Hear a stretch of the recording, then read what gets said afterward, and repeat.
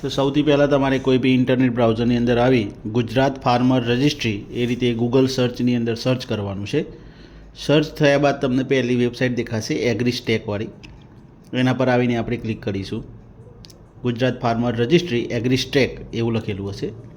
હવે આપણે sign up નથી કરેલું એટલે આપણે પહેલાં તો આપણું એકાઉન્ટ બનાવશું. અહીંયા ઓફિશિયલ ફાર્મર પર ક્લિક કરીશું. પછી નીચે ક્રિએટ ન્યૂ યુઝર આઈડી પર ક્લિક કરીશું. અહીંયા તમારે આધાર નંબર તમારો ફિલ કરવાનો છે. હવે આધાર નંબર ફિલ કરશો એટલે તરત જ તમારા નંબરની અંદર એક ઓટીપી આવશે આધાર સાથે લિંક કરેલા નંબર ઉપર. એ ઓટીપી અહીંયા આપણે ફિલ કરીશું. પછી નીચે વેરીફાઈ પર ક્લિક કરીશું. અહીંયા વેરીફાઈડ ઓકે લખેલું આવે છે, જોઈ લેવાનું. તમારી ડિટેલ્સ છે એ આધાર કાર્ડ પ્રમાણે બતાવે છે કે નથી આવતી એ જોઈ લઈશું આપણે. પછી નીચે તમારો જે મોબાઈલ નંબર છે એ એન્ટર કરીશું ફરીથી. પછી બાજુમાં ક્લિક કરીશું એટલે તમારા મોબાઈલની અંદર એક ઓટીપી આવશે કિસાનનું. એ નંબર આપણે અહીંયા ફિલ કરી દઈશું. પછી નીચે વેરીફાઈના ઓપ્શન પર આપણે ક્લિક કરીશું એટલે તમારો નંબર છે વેરીફાઈડ થઈ જશે. અહીંયા આપણે પાસવર્ડ બનાવવાનો છે. પાસવર્ડ તમને જે રીતે યાદ રહેતો હોય એ રીતે પાસવર્ડ ક્રિએટ કરવાનો રહેશે. પછી લોગિન વખતે એના એ જ પાસવર્ડનો ઉપયોગ કરવાનો રહેશે. પાસવર્ડ બનાવ્યા પછી ક્રિએટ માય એકાઉન્ટ પર ક્લિક કરીશું આપણે એટલે તમારું એકાઉન્ટ છે એ ક્રિએટ થઈ જશે. ઓકે પર આપણે ક્લિક કરી દઈશું. એકાઉન્ટ સક્સેસફુલ બની ગયા બાદ જે આપણે મોબાઈલ નંબર વડે જે લોગિન કર્યું છે મોબાઈલ નંબર અહીંયા આપણે યુઝરનેમની અંદર લખીશું અને જે આપણે પાસવર્ડ બનાવ્યો છે એ પાસવર્ડના ખાનાની અંદર લખીશું. પછી જે કેપ્ચા દેખાય છે બરાબર, એ કેપ્ચા અહીંયા આપણે ફિલ કરીશું અને પછી લોગિનના ઓપ્શન પર આપણે ક્લિક કરવાનું રહેશે. જો પાસવર્ડ યાદ ના હોય તો ઓટીપીના વાળા ઓપ્શન પર તમે જઈ શકો છો એટલે તમે જે નંબર લોગિન કર્યો છે એના પર ઓટીપી આવી જશે. પણ આપણે પાસવર્ડથી લોગિન કરીએ છીએ.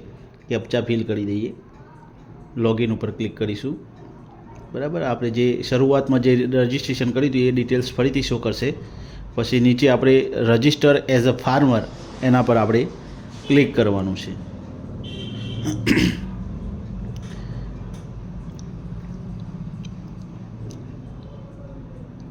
એના પર ક્લિક કર્યા બાદ આપણે નંબર ચેન્જ કરવાનો થાય એટલે નો આપી દઈશું. અહીંયા આપણે જે જરૂરી ડિટેલ છે તમે ઘણીવાર ચેક કરશો તો ગુજરાતીની અંદર ડિટેલ છે ને થોડી ખોટી બતાડશે, જે આપણે સુધારી દઈએ. જે નામ હોય એ પ્રમાણે જે કદાચ 2-3 અક્ષર આગા પાછી થયા હોય બરાબર એ તમે અંદર ગુજરાતી લેંગ્વેજ કરીને સુધારી શકો છો. અહીંયા ધારો કે આપણા અટકની અંદર અને પિતાના નામની અંદર મિસ્ટેક છે એટલે સુધારી દઈએ. પછી નીચે કાસ્ટ તમારી જે હોય એ સિલેક્ટ કરવાની રહેશે. ઓબીસી આપણે સિલેક્ટ કરી લઈશું. અહીંયા નીચે પણ ફાધરનું જે નામ છે ત્યાં પણ મિસ્ટેક છે, એમાં પણ અટકમાં અને નામમાં સુધારો કરી લઈએ. પછી નીચે આપણો ફોટોને બધું આપેલું હશે, જે આધાર કાર્ડમાં ડિટેલ્સ છે બરાબર એ પ્રમાણેની ડિટેલ્સ અહીંયા ફોટો આપેલો હશે. અહીંયા ફાર્મર પાન નંબર છે. આ બધું ઓપ્શન છે બધા ઓપ્શનલ છે. જો તમારા જોડે અવેલેબલ ન હોય તો ચાલશે અને જો હોય તો તમારે ફિલ કરી દેવાનું છે. અહીંયા માઇનોરિટીમાં આવતા હોય તો માઇનોરિટી સિલેક્ટ કરી લેવાની.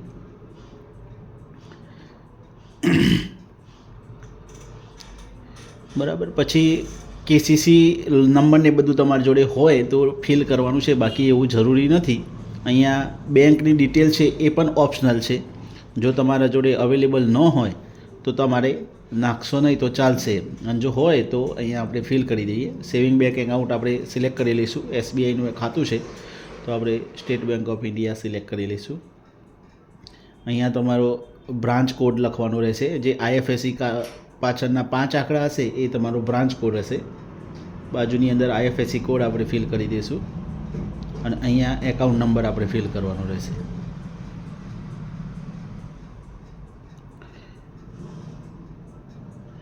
આ બધી ડિટેલ્સ ચેક કરી લેવાનું કે બધી સાચી એડ કરીએ છીએ ને એટલે 2 વાર વેરીફાઈડ કરીને પછી ડિટેલ્સ આપણે ફિલઅપ કરીશું.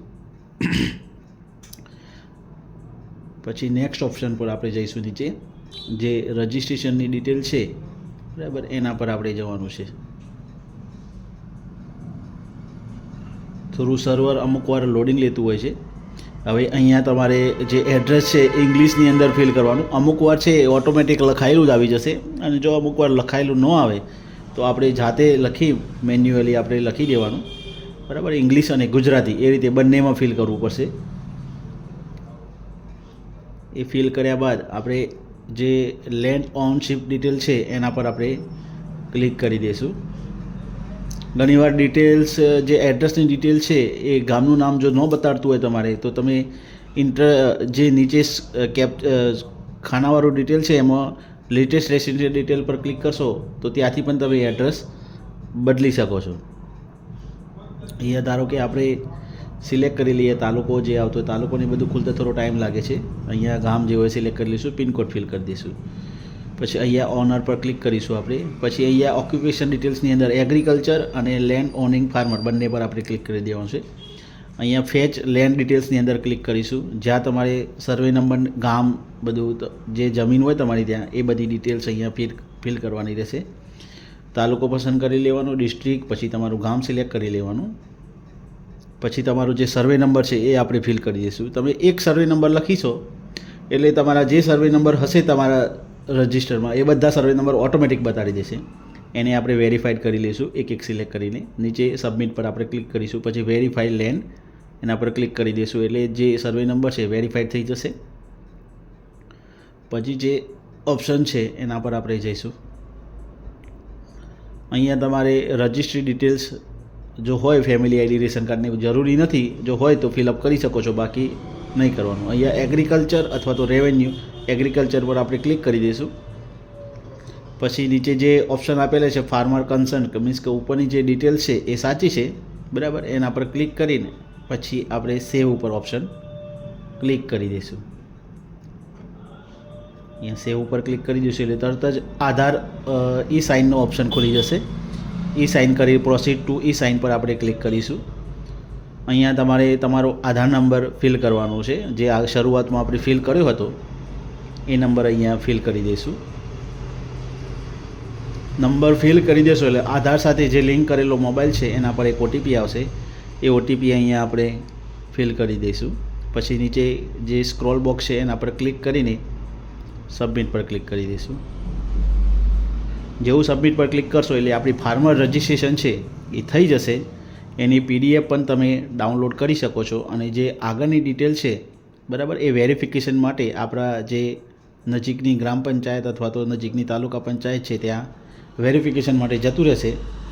ઓનલાઈન વેરીફાઈડ થયા બાદ તમારું ફાર્મર જે કાર્ડ છે એ બનાવી દેવામાં આવશે.